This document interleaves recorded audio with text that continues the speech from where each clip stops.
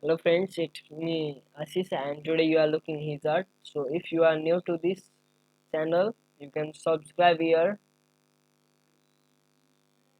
Today our topic would be how to make a folder or locked or secure folder in Windows 10. So I have a hello batch file here and now let me edit it. You can get these codes in the description of my video. Won't let me close it. And while saving this file, you must save it with .bat extension, and the save as type that is there should be changed into all files. Okay, now let me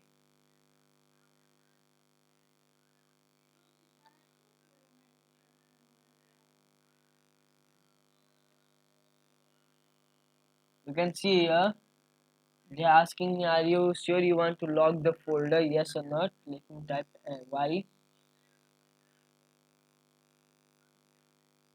the password to unlock.